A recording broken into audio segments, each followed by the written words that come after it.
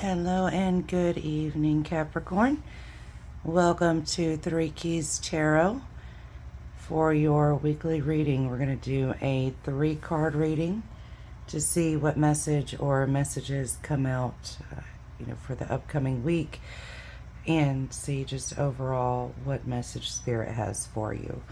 Remember, this is a general reading, of course, so if it doesn't resonate with you, always check your moon and rising signs as well, okay? All right, Capricorn, so let's get started with your reading.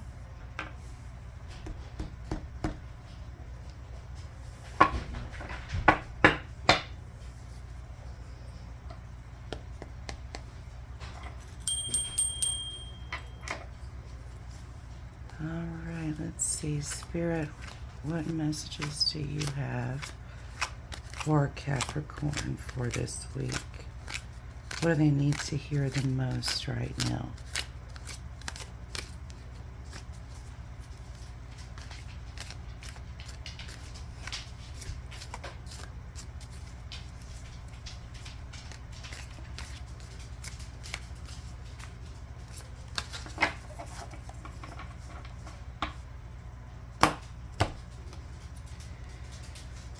Alright, so let's see what we have here. We have the 8 of Chalices. So definitely feeling not content at all. This was a situation, or perhaps a situationship, that was expected to be ideal, and it just, hasn't panned out that way. You could be going through a breakup, or, in the midst of a breakup. But this could have to do with any type of relationship, Capricorn. It doesn't have to necessarily be like significant other relationship. Either way, it's telling you it's time for you to stop feeling unfulfilled, because this is a lot of unfulfillment in your life right now. All of these cups, all of these chalices should be on fire, should have flame. And they don't. They're just smoldering there in the smoke. So it's, being left feeling very unfulfilled, and definitely let down by something as well. A situation that was expected to be ideal, and as I stated, didn't quite turn out that way. Now, with that being said, Spirit's here to remind you, despite the setbacks that this situation could be causing, it's time for you to walk away from what it is that you don't want and walk towards what it is that you do want. So whatever it is that you're wanting, and, all the toxic shit, all the toxic bullshit, you just need to completely sever the cord and cut it out of your life. This could have to do with the job situation, relationship, family members, or even close friends. Because when it comes to the chalices, of course, those are all relationship, related emotions as well. But the main takeaway here from this card is telling you to walk away from what isn't serving you in your highest interest and your best interest, and walk towards what it is that you really want.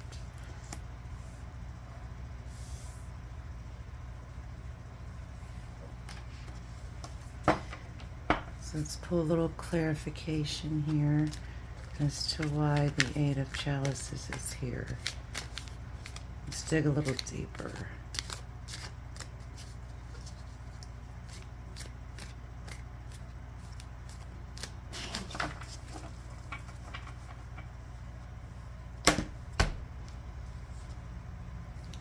We have the Ace of Chalices. So this could have been something like, fairly new, something that hasn't really been around for long, or a person, that hasn't really been in your life for that long. Something, perhaps really new that you've just started, that you had high hopes for, right? Because aces are beginnings. So this, was a beginning to something, whether that be like you just started a new job, or just started dating someone, perhaps. Maybe just, someone new came into your life that perhaps you thought was going to be like a deep connection, a lasting connection with that person or that situation, and it just didn't turn out to be so. And that's, the Ace of Cups is a beginning of something new that has, come in or coming in. But when digging a little deeper here into the Eight of Chalices, this was, like I said, if you did start dating somebody, let's say if you did, if it was that type of situation, and you had high hopes for this person, expecting things to be ideal, and it just didn't pan out. Same thing with the job. Maybe had high hopes to make lots of money, for this to be a big career move or something.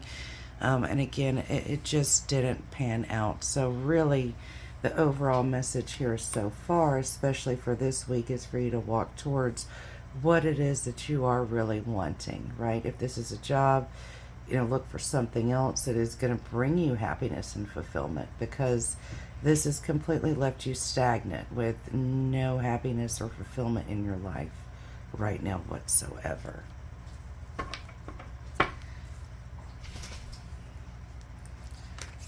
Okay, so let's see what the final end to the situation or outcome is going to be here for this week.